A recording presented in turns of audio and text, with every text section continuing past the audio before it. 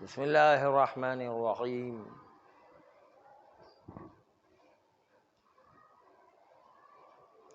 وبہ نستعین وہو خیر معین۔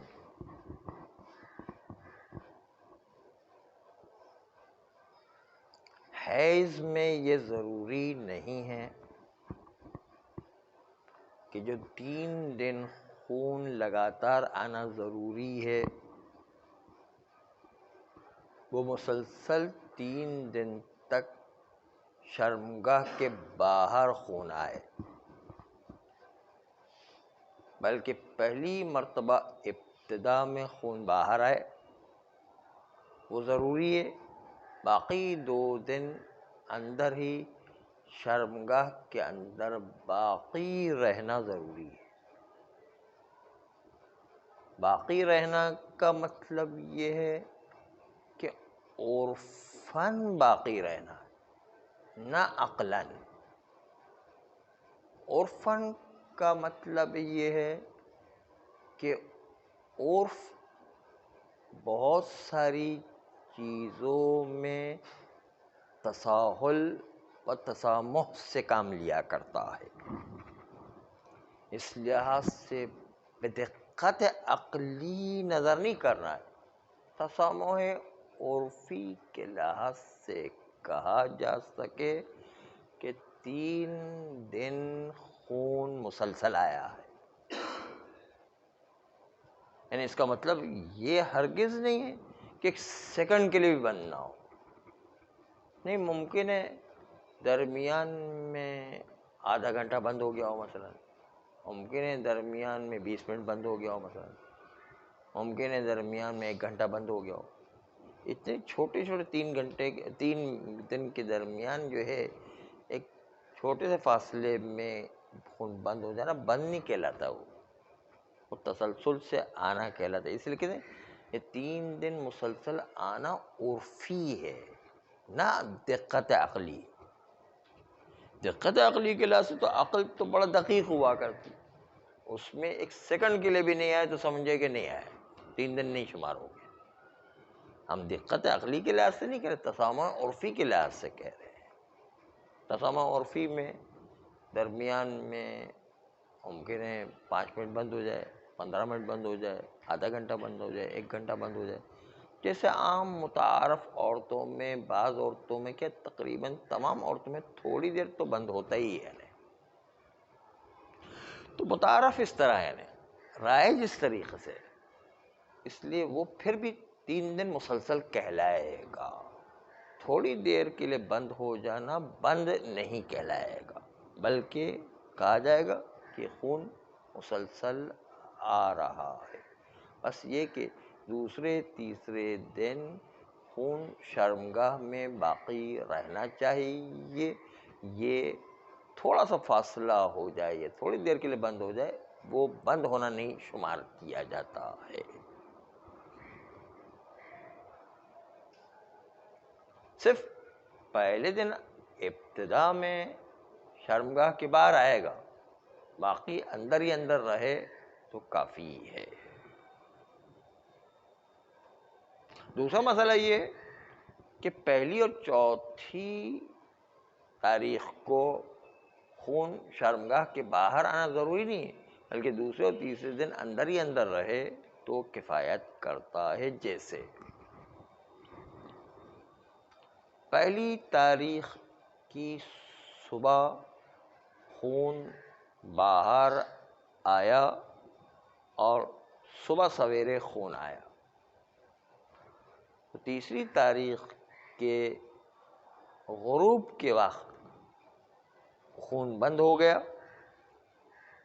تو یہ 3 دن کہلائے گا۔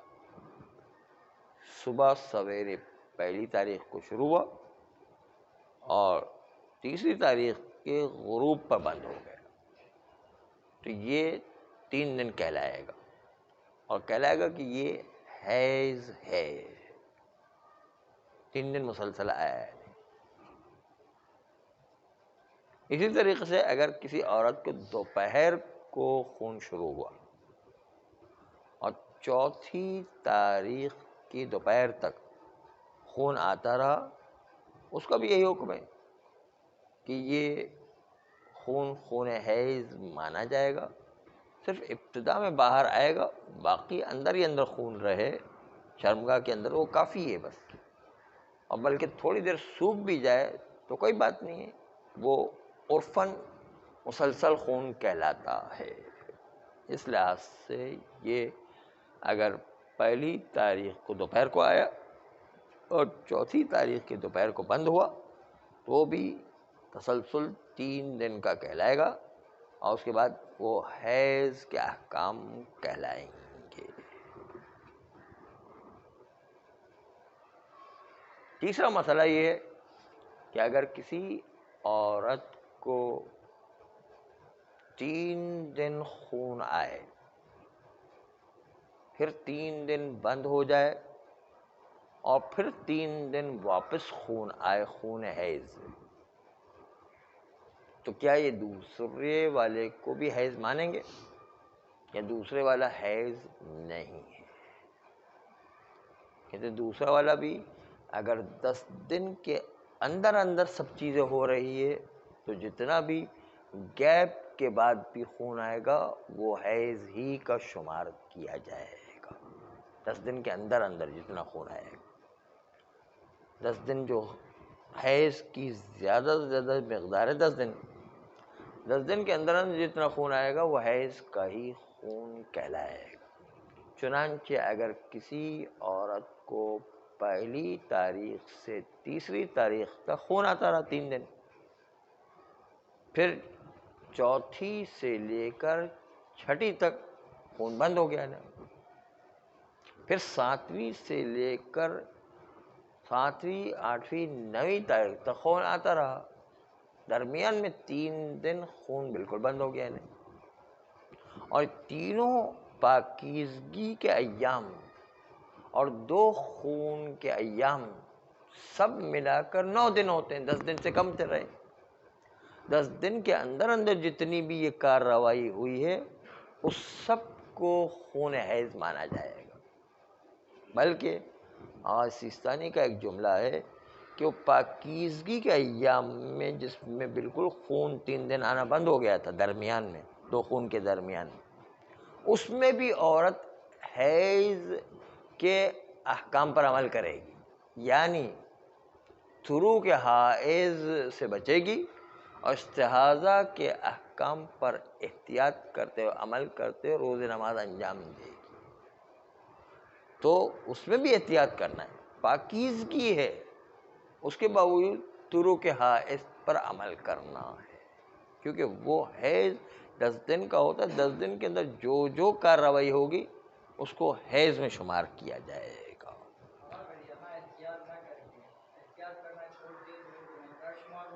ہاں گناہگار ہے، کیونکہ وہ اپنی طہارت والے احکام پر عمل نہیں کر رہی ہے، اس لیے نماز بھی شاید صحیح ہونا مشکل ہو جائے گی، کیونکہ طہارت کے احکام پر عمل کرنا ضروری ہے. گناہگار ہے، نماز چھوڑ دی اس نے، ایسا ہو جائے گا. تو یہاں پر احتیاط کا مطلب آپ کو پتہ ہے کہ دونوں کا جمع کرنا، حائض اور استحاضہ کے احکام کو جمع کرنا ہے.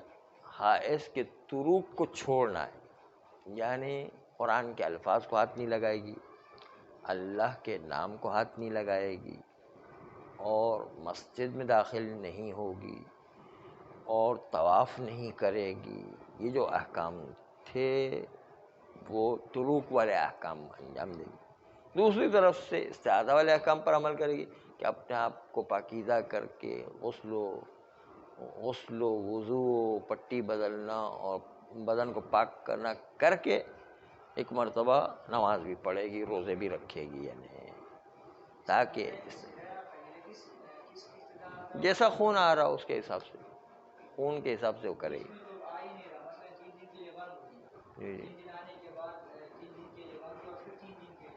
ہاں پاک رہی، اس میں جو ہے وہ خون کو پاک کر کے قلیلہ والا خون جو ہے سب سے کم ہے اس پر، سب سے کم قلیلہ ہوتا ہے اس پر احکام پر عمل کرے گی بس. اگر بہت زیادہ خون آ رہا ہے تو اس وقت کثیرہ پر احکام پر عمل کرے گی. تو اس کو احتیاط کے مطابق دونوں طرفین 3 دن خون ہے وہ تو حیض ہے ہی، لیکن درمیان میں جو آ رہا ہے وہ خون وہ بند ہو گیا، پھر بھی حائض اور استحاضہ کے احکام دونوں کو جمع کرے گی۔ حائض کے طرق کو چھوڑے گی اور استحاضہ کے احکام پر عمل کرے گی۔ پاک کرنا، بدن کو پاک کرنا، پٹی کو جو بدلنا، اور وضو اور غسل جتنے بھی احکام تھے اس کو انجام دے گی، اور انجام دے کر نماز روزے انجام دے گی اس میں، کیونکہ پاک ہو گئی نا، ظاہری لحاظ سے پاک ہے، اس لیے وہ انجام دے گی۔ خاص نہیں کہتے، دو طرف والے 3 دن تو حیض ہے ہی، درمیان میں جو پاکیزگی کا زمانہ ہے 10 دن کے اندر ساری کارروائی ہوئی، 10 دن کے اندر یہ ساری کچھ پیش آ گیا، تو درمیان کے جو 3 دن ہے اس میں بھی احتیاط پر عمل کرے گی، استحاضہ کے احکام پر عمل کرے گی، دوسرا حائض کے طرق کو چھوڑ دے گی۔ کس کی؟ نماز کی قضا نہیں ہے، حیض میں نماز کی قضا نہیں ہے، حیض میں روزے کی قضا ہے۔ معصوم سے پوچھا گیا کہ یہ کیوں، نماز زیادہ اہم ہے اور روزہ کم اہم ہے، اس کے باوجود نماز کی قضا کیوں نہیں؟ تو معصوم نے کہا عسر و حرج پیش آ جائے گا، روزہ کبھی کبھی ہوتا ہے اور نماز تو 5 ٹائم پڑھنا ہے ہر روز، یعنی اس لیے عسر و حرج پیش آتا ہے، اس لیے اللہ نے نماز کو معاف کر دیا ہے۔ اس لیے عورت پر نماز کی ذمہ داری نہ ادا ہے نہ قضا ہے، دونوں جو معاف ہو جاتی ہے، لیکن روزے رکھنا ہے، روزے کی قضا کرے گی، اور جب حیض سے پاک ہو جائے گی تب روزے کی قضا کو انجام دے گی۔ وہ کبھی کبھی پیش آتا ہے، کوئی مسئلہ نہیں، اتنی حد تک جو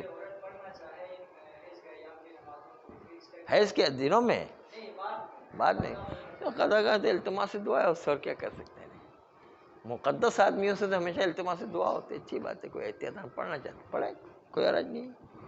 صلی اللہ علیہ وسلم۔